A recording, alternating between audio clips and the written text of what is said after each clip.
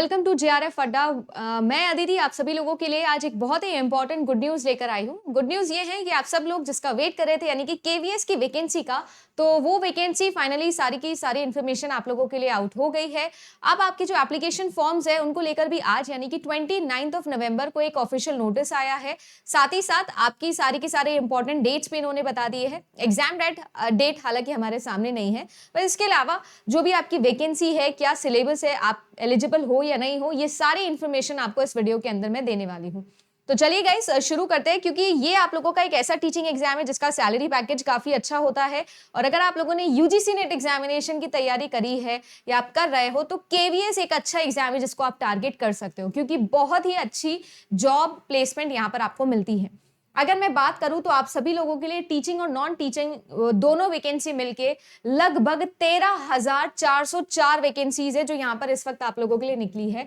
और एक बहुत बड़ा नंबर है। हर बार मैं आप लोगों को 21% टारगेट करने बोलती हूँ, वो 21% में से डेफिनेटली एक बहुत बड़ा पोर्शन है जो यहाँ पर आप लोगों का रिलीज होने वाला है।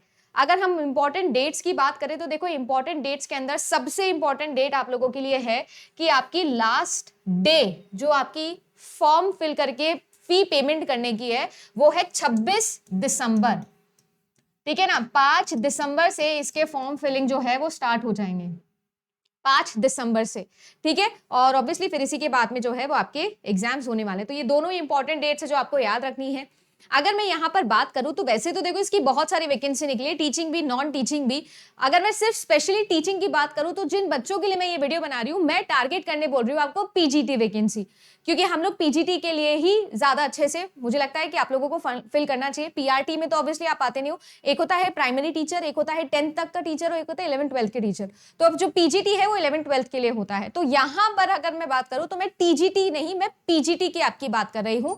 अगर आप लोगों को टीजीटी भी भरना है तो भी आप भर सकते हो, बट मेरे हिसाब से आपको पीजीटी के लिए फिल करना चाहिए। If you are in the line of UGC NET examination, आपका पेपर बहुत ही सिमिलर आता है और मैं कहूंगी कि जो यूजीसी नेट में पढ़े उससे बिल्कुल आसानी आता है। तो डेफिनेटली यहाँ पर एज लिमिट आपकी है 40 ईयर्स आप लोगों की एज होने वाली है। एप्लीकेशन फी की बात करूं तो बिल्कुल जैसा नेट का है 1000 रुपए, वही आपकी फीस है। अगर आप एसटी, एससी और पीडब्ल्यूडी से बिलोंग करते हैं तो आपकी फीस निल है। पेमेंट तो आपको ऑनलाइन ही करना होने वाला है। बाकी सभी कैटेगरीज के लिए 1000 रुपए आपकी फीस है। अगर यहाँ पर मैं वैकेंसी की बात करूं तो आप लोग देख सकते हो काफी अच्छा यहाँ पर जो वैकेंसी है वो आपके पास में है। वैकेंसी के साथ में एलिजिबिलिटी क्राइटेरिया देखना बहुत जरूरी है, क्योंकि जैसा मैंने कहा 11th-12th की पढ़ाई को पढ़ाने वाली बात है तो बीएड पेपर्स के अंदर रिक्वायर्ड होगा। अगर मैं अपने एग्जाम की बात करूं कंप्यूटर साइंस की, तो वहां पर बीएड नहीं रिक्वायर्ड है, क्योंकि ऑब्वियसली होता ही नहीं, बट वहां मास्टर्स आपको कंप्लीटेड होना चाहिए। अगर मैं बात करूं जो हम टारगेट कर रहे हैं, तो टारगेट मेरा जो है वो है आप लोगों के पीजीटी वैकेंसी। तो लगभग 1400 वैकेंसी है, 1409 वैकेंसी हो गई आपकी, है ना, यानी कि 1409 वैकेंसी है जो आप लोगों की यहाँ पर निकली हुई है। ठीक है ना, आपको यहाँ पर पोस्ट ग्रेजुएशन चाहिए प्लस बीएड चाहिए। अब वो जो बीएड है वो कौन कौन से सब्जेक्ट में होना है वो आप लोगों को यहाँ पर अपने अकॉर्डिंग देखना होगा। इसके अलावा पीआरटी यानी म्यूजिक के लिए भी है ना, प्राइमरी टीचर के लिए भी है, लगभग 6000 से ज्यादा वैकेंसी, 6500। प्रिंसिपल, ठीक है, असिस्टेंट कमिश्नर, बहुत सारी वैकेंसी है। टीजीटी में भी बहुत सारी वैकेंसी है जहां पर आपको सिर्फ ग्रेजुएशन चाहिए, बट यहाँ पर आपको सीटेट भी रिक्वायर्ड होता है, तो वो एक अलग ही टास्क हो जाता है। मैं उनकी बात नहीं कर रही हूँ, मैं यहाँ पर पोस्ट ग्रेजुएट स्टूडेंट्स की बात कर रही हूँ। ठीक है ना, अब यहाँ पर सीन देख लो कि आप लोगों का मैं पोस्ट ग्रेजुएट में जो वैकेंसीज है उनके ऊपर डिस्कशन अगर करूं तो यहाँ पर Hindi, English, physics, chemistry, maths, biology, history, geography, economics, commerce, computer science और बायोटेक, सभी के अंदर वैकेंसी है। कैटेगरी वाइज वैकेंसी आप लोगों को डिवाइडेड दिख रही है, क्योंकि मैं जनरल कैटेगरी का आप लोगों को समझा देती हूँ जहां से अपन बिलोंग कर रहे हैं। तो हिंदी हो गया या इंग्लिश हो गया, सब लोग आप देख सकते हो। मैं अपने सब्जेक्ट की अगर यहाँ पर बात करूँ तो बहुत ही अच्छी वैकेंसी है जो कंप्यूटर साइंस के स्टूडेंट्स के लिए निकली है। 59 वैकेंसी है जो आप लोगों के लिए यहाँ पर निकली है कंप्यूटर साइंस के अंदर।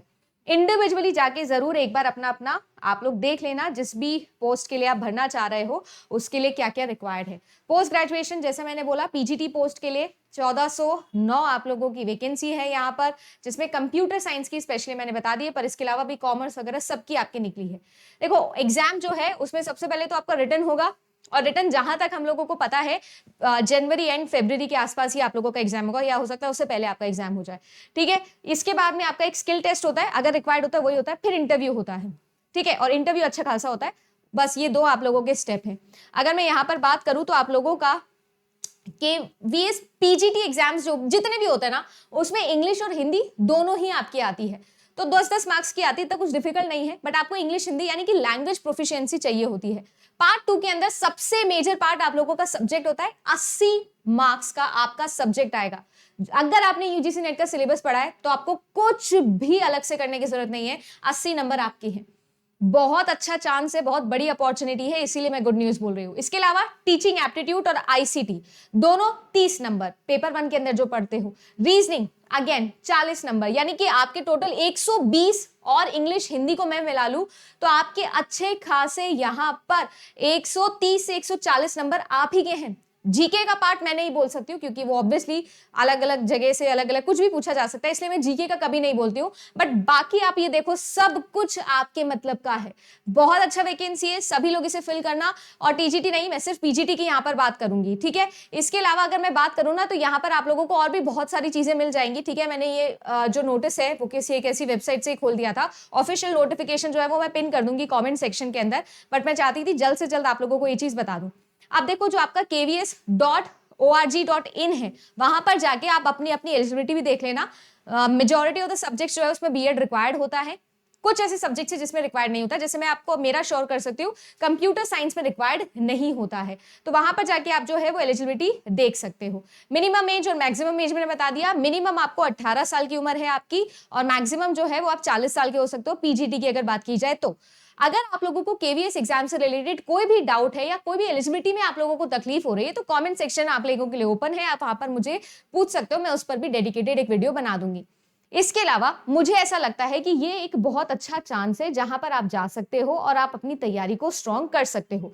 अगर मैं यहां पर बात करूं आप लोगों के लिए तो देखो एक बहुत अच्छा चांस ये है कि आप सभी लोगों के लिए केवीएस हो गया जिसकी वैकेंसी निकल रही है, आपको तो पता ही है एनवीएस की वैकेंसी निकल चुकी है, दोनों ही सरकारी है, अच्छी खासी आपकी जॉब प्लेसमेंट होती है, अच्छा खासा आपका पैकेज होता है ना, 55 से 60 हजार के लगभग आप लोगों का है। पीजीटी की अगर मैं बात करूं तो ठीक है, प्रोबेशन पीरियड होता है 2 साल का, पर उसके बाद में बहुत अच्छी पोस्टिंग है, और हो सकता है फीमेल्स को तो ऑब्वियसली होम पोस्टिंग भी मिल जाती है। अच्छी वैकेंसी है पीजीटी के लिए फिल करने के लिए, मैं आप लोगों को बोल रही हूँ।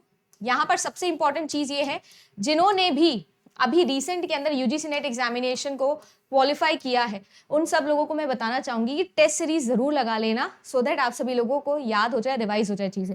जो लोग अभी पेपर की तैयारी कर रहे हैं उनके लिए भी एक अच्छा चांस है कि जरूर इस एग्जाम को दीजिएगा। सिलेबस जैसे मैंने कहा बिल्कुल आप लोगों के लिए सिमिलर है, ज्यादा बिल्कुल भी डिफरेंट नहीं है। एक बार सिलेबस को भी डिस्कस करेंगे, सभी टीचर्स इस चैनल पर अपने अपने सब्जेक्ट के बारे में जरूर बात करेंगे आप लोगों से। इसके अलावा आप लोगों को पता है कि लाइव कोर्स ऑलरेडी अपना चल रहा है 1 नवंबर से, ठीक है, तो काफी कुछ हम लोग ऑलरेडी पढ़ चुके हैं, अभी भी आपके पास टाइम है, नए कोर्स के अंदर एनरोल कर लो। एनरोल करने की फीस बहुत ही नॉमिनल से चार्जेस है आप लोगों को ओनली आई थिंक 6,999 है, और सपोर्ट नंबर आपके पास में, आप सारे अपने डाउट क्लियर करके और अपनी ज्वाइनिंग ले सकते हो। जितना जल्दी हो सकता है अपना पढ़ाई शुरू कर दो, क्योंकि बहुत ही जल्द आप लोगों के लिए न्यूज जो है वो पेपर की भी आ जाएगी, एग्जाम डेट आपके सामने आ जाएगा। तो बिल्कुल सेम सिलेबस है, कुछ भी बाहर का नहीं पढ़ना है। अभी से अगर तैयारी में लग जाओगे तो जितनी जल्दी आप लोग अपनी तैयारी कंप्लीट करोगे उतना जल्दी आप लोग प्रैक्टिस कर पाओगे। तो यही सारी चीजें जो मुझे आप लोगों को इस वीडियो के थ्रू बतानी थी। कंप्यूटर साइंस हो गया, एजुकेशन हो गया, क्योंकि यहाँ पर बीएड वाले बच्चे भी हैं, तो एजुकेशन हो गया, कॉमर्स हो गया, आपके लिए हिस्ट्री हो गया, पॉलिटी हो गया, ज्योग्राफी हो गया, हिंदी हो गया, और आप लोगों के लिए संस्कृत हो गया। ये सारे के सारे सब्जेक्ट्स ऑलरेडी जेआरएफ अड्डा एप्लीकेशन पे आप लोगों के लिए चल रहे हैं, तो जल्द से जल्द अपना सब्सक्रिप्शन लो और अपनी तैयारी शुरू करो। All the very best. कोई भी डाउट है, कोई भी सवाल है, कमेंट सेक्शन में जरूर बताना। इसकी सैलरी पैकेज और इसकी पोस्टिंग को लेकर भी जल्द मैं आप लोगों के लिए एक वीडियो बनाऊंगी जिस पर हम डिटेल डिस्कशन करने वाले हैं। Good luck and bye bye.